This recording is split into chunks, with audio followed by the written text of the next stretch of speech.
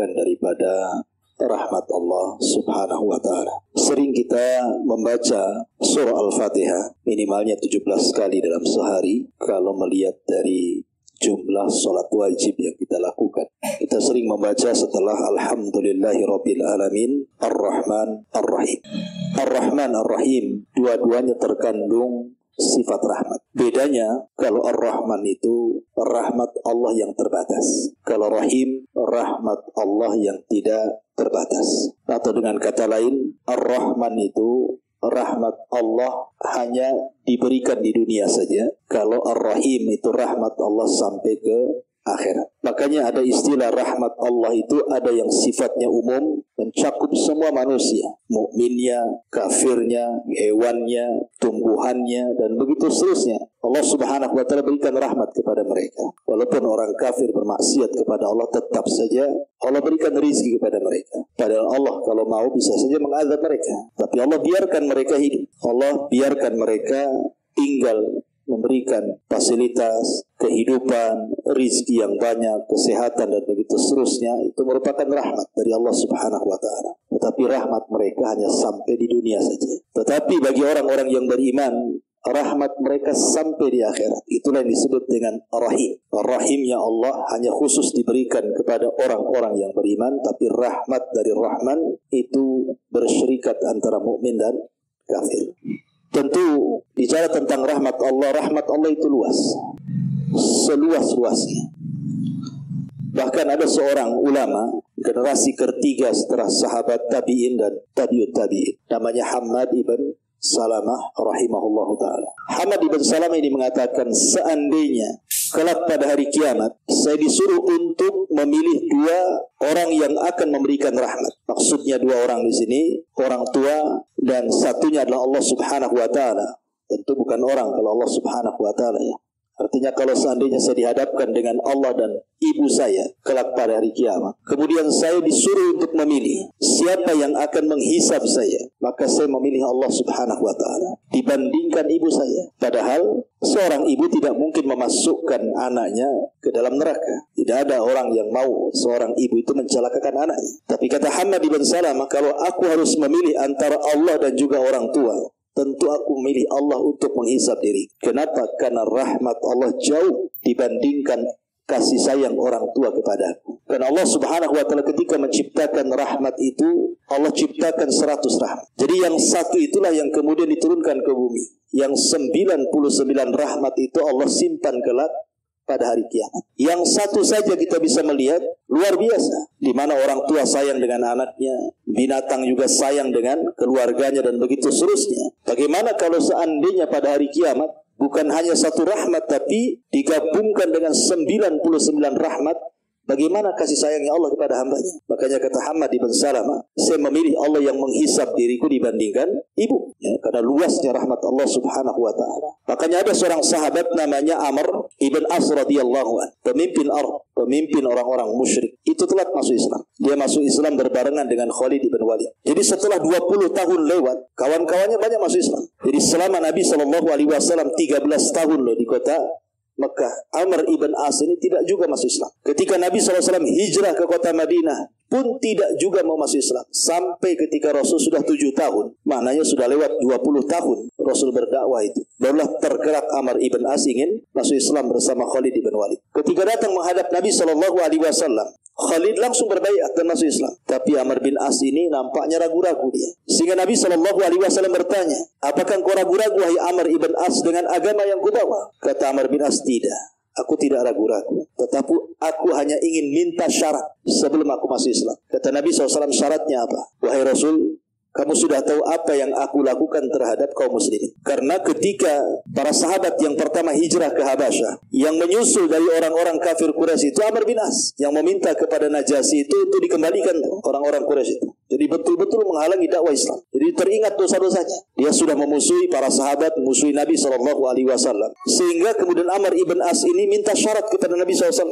Rasul, saya siap masuk Islam, tetapi apakah setelah aku masuk Islam Allah akan mengampuni seluruh dosa-dosa yang pernah aku lakukan, di mana aku memusuhi dirimu, memusuhi para sahabatmu, sampai mengejar sahabatmu yang lari ke Habasyah, aku pun sampai ke Habasyah gitu ya. Apakah masih ada kesempatan aku diampuni dosa-dosaku yang banyak ini? Fatabassama Nabi sallallahu alaihi wasallam. Rasul hanya tersenyum saja. Kemudian mengatakan, ya Amr, innal islama tahjubu ma qabla. Dengan engkau masuk Islam itu cukup untuk menghapuskan semua dosa. Makanya beruntung orang-orang mualaf itu. Kalau mereka bisa masuk Islam, berarti dia habis dosanya, mulai dari nol lagi. Kemudian Nabi SAW mengatakan, ya Amr, semua manusia masuk Islam, tetapi kau tidak hanya sekedar masuk Islam, tapi kau sudah menjadi seorang mukmin. Bukan saja aslam, tetapi aman. Kau sudah beriman kepada Allah dan Rasul. Artinya lebih tinggi dibandingkan Islam kalau iman itu. Ya. Dari sini menunjukkan bahwa Nabi SAW ingin mengajarkan kepada Amr ibn As untuk tidak pernah putus asa dari rahmat Allah Subhanahu wa Ta'ala. Karena saya pernah didatangi seorang ibu, dia stres hidupnya. Jadi setiap malam itu mikirin dosanya saja. Satu sisi dia takut mati, sisi lain dia teringat dengan dosanya sehingga stres. Seolah-olah dosa yang dulu pernah dia lakukan tidak akan diampuni oleh Allah Subhanahu wa Ta'ala. Padahal Allah Subhanahu wa Ta'ala berfirman dalam hadis qudsi itu, ya ibna Adam, lau annaka atau lau dhunubuka ananas sama thumma astaghfartani ghafartu laka ala ma kana minka wala ubali. Wahai anak Adam, kalaulah seandainya dosamu membumbung sampai ke langit, kemudian datang kepadaku meminta ampun, ku ampuni dan aku tidak peduli dengan dosamu. Menunjukkan apa? Rahmat Allah itu sangat luas. Karena Allah itu mendahulukan rahmatnya dibandingkan kemurkaan. Bahkan kalau seandainya kita berpikir secara logika ya, ada orang di zaman Nabi SAW namanya Usairim. Usairim ini diceritakan oleh Abu Hurairah radhiyallahu anhu di hadapan para sahabatnya. Maukah aku kasih tahu seseorang yang tidak pernah sujud walaupun satu kali, tidak pernah ruku walaupun satu kali, tapi Allah tempatkan di surga yang paling tinggi. Kata sahabat, mana ada wahai Abu Hurairah? Kata Abu Hurairah, ada, namanya Usairim. Siapa Usairim ini? Jadi ketika Nabi SAW mengutus Mus'ab ibn Umair untuk berdakwah dari Mekah ke Madinah, dan itulah da'i pertama yang dikirim Rasul sebelum Rasul hijrah. Subhanallah, dua kabilah besar Khazraj dan Aus masuk Islam. Salah satu tokoh Aus itu adalah Sa'ad ibn Rabi. Dia masuk Islam. Sa'ad bin Rabi. Dengan masuk Islamnya Sa'ad bin Rabi ini, dia lari ke kaumnya. Kemudian mengatakan, bukankah kalian tahu posisiku di hadapan kalian, wahai orang-orang Aus? Kata orang Aus, ya tentu wahai Sa'ad, engkau pemimpin kami. Kata Sa'ad, kalau begitu masuklah kalian ke dalam Islam. Siapapun yang tidak masuk ke dalam Islam, jangan pernah satu atap dengan aku. Akhirnya, karena pemimpin yang meminta, satu kabilah Aus masuk Islam. Gara-gara Sa'ad bin Rabi. Makanya saat wafatnya Sa'ad ibn Rabi itu aras Allah bergoncang. 70.000 malaikat turun mengikuti jenazahnya karena mengislamkan satu kabilah. Jadi satu kabilah Aus masuk Islam kecuali satu orang, namanya Usairim. Tidak mau dia. Jadi satu kabilah masuk Islam, satu orang pula menolak Islam, namanya Usairim. Jadi ketika perang Uhud, Usairim ini ingin terlibat jihad. Masalahnya masih kafir. Tujuan dia itu karena melihat kabilahnya ikut jihad. Jadi dia jihad itu hanya ingin membela kabilah saja. Masa satu Aus keluar, aku tidak membela kabilah. Apa kata keluarga aku, katanya. Jadi dia keluar. Rasul, libatkan aku dalam jihad. Kata Rasul, tidak. Kamu kafir. Ya. Dia datang lagi, Rasul, libatkan aku dalam jihad. Tidak, kau kafir. Lalu apa syaratnya biar aku boleh berjihad? Membantu kabilah, aku kata. Masuklah aku ke dalam Islam. Bersyahadat.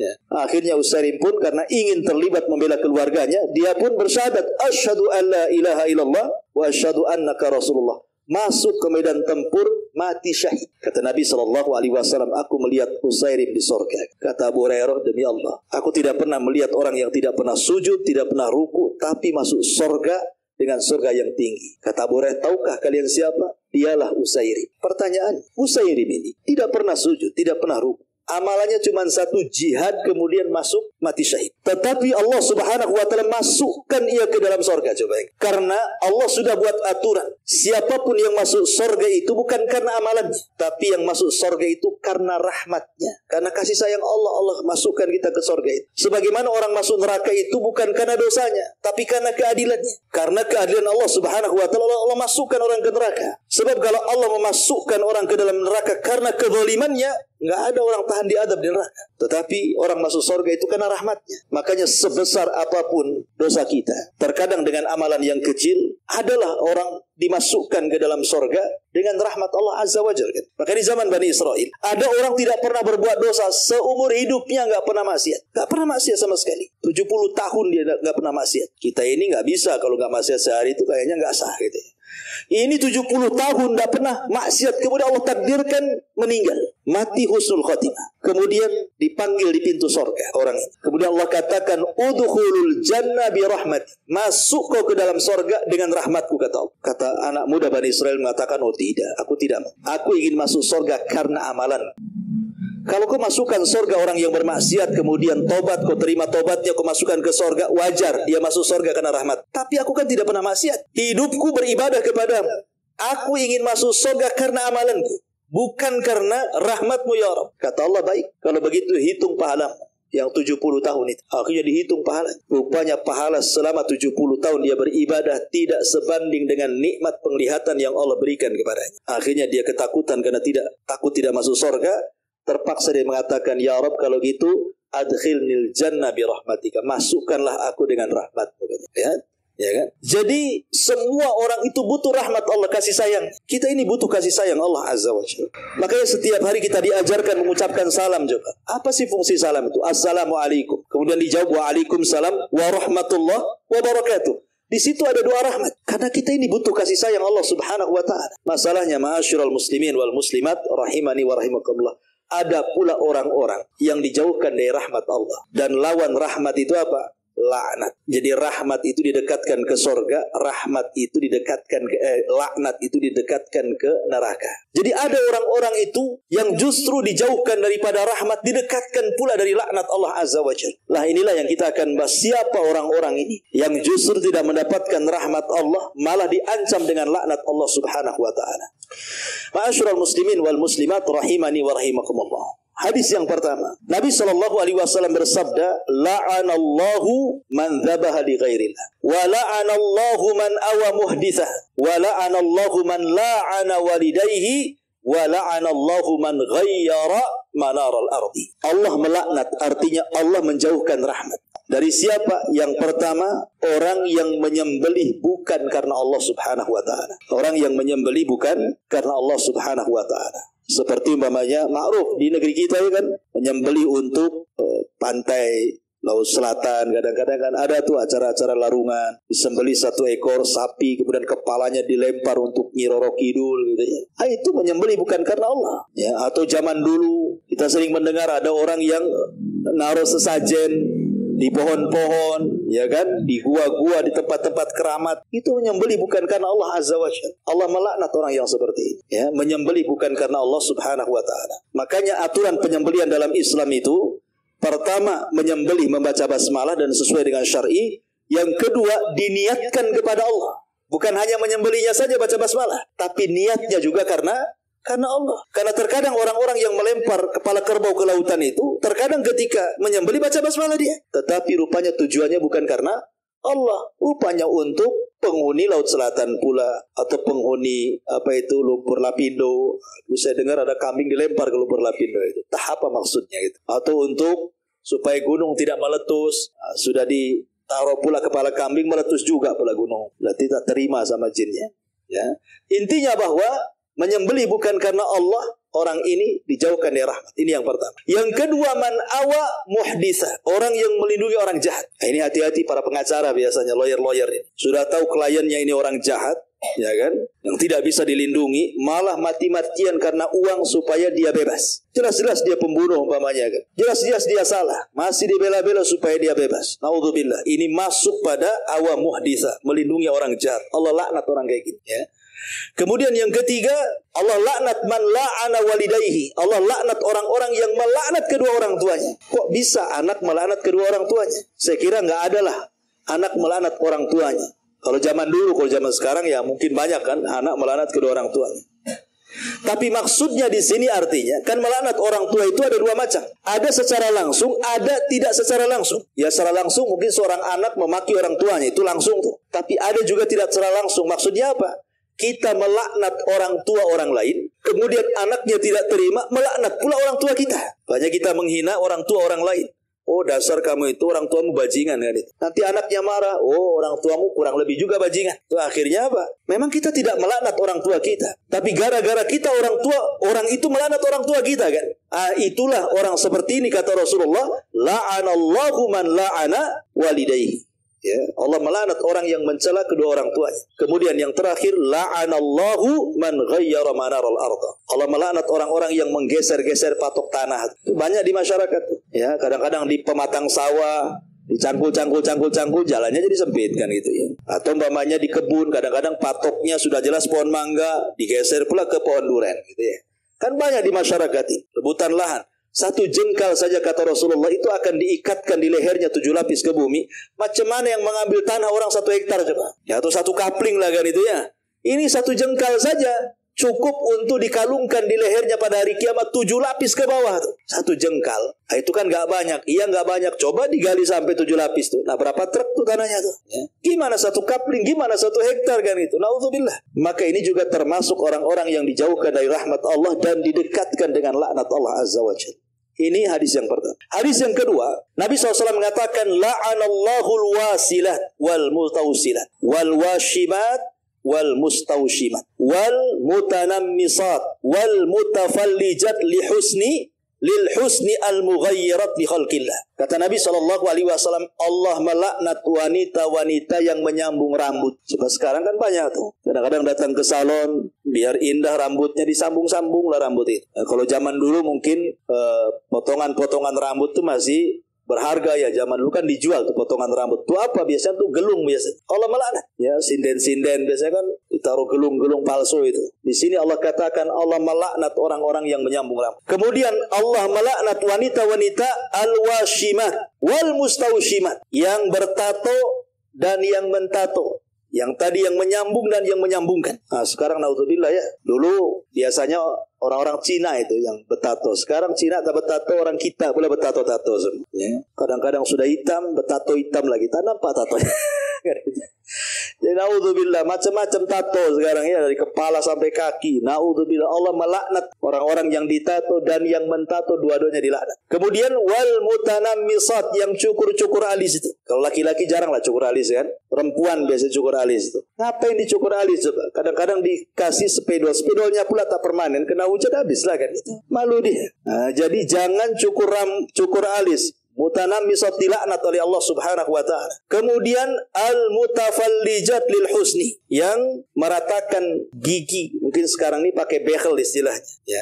Kalau tujuan di bekel itu hanya untuk umpamanya kesehatan gigi karena giginya jarang, kalau makan nasi asik loncat dari lubang itu, ya kan? Itu nggak apa-apa karena manusia itu umumnya nggak seperti itu giginya. Berarti kalau jarang-jarang berarti ada masalah.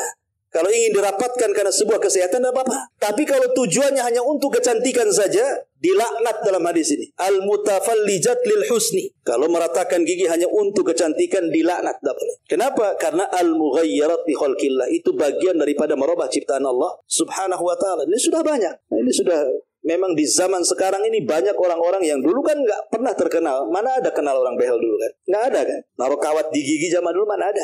Ya, zaman sekarang Masya Allah. Ya, pakai kawat dari mana tuh? Taruh di gigi. Tapi yang jelas bahwa ini juga orang-orang yang dijauhkan daripada rahmat dan didekatkan dengan laknat Allah Subhanahu wa ta'ala. Kemudian hadis yang ketiga. Nabi juga bersabda dalam sebuah hadis, la'anallahu akilar riba wa mukilahu wa syahidaihi wa katibaihi kulluhum sawa indallah. Allah melaknat para pemakan riba, yang ngasih makan riba, yang menyaksikan riba, notarisnya, yang mencatatnya, semua sama hukumnya. Dan sekarang naudzubillah, ya, yang namanya riba itu luar biasa sekarang. Sampai sering saya istilahkan, riba itu bukan hanya di bank-bank saja, sampai ke tiang listrik ada riba.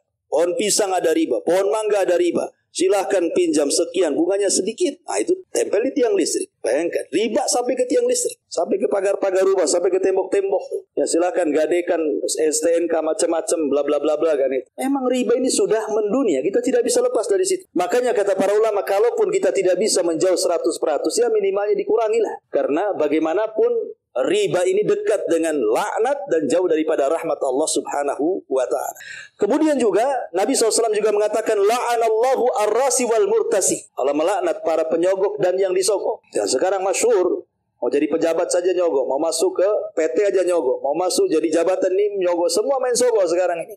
Buat KTP saja biar cepat nyogok, buat SIM nyogok, semua serba nyogok sekarang ini. Ya, katanya itu jalan pintas, iya tapi tak pantas gitu ya.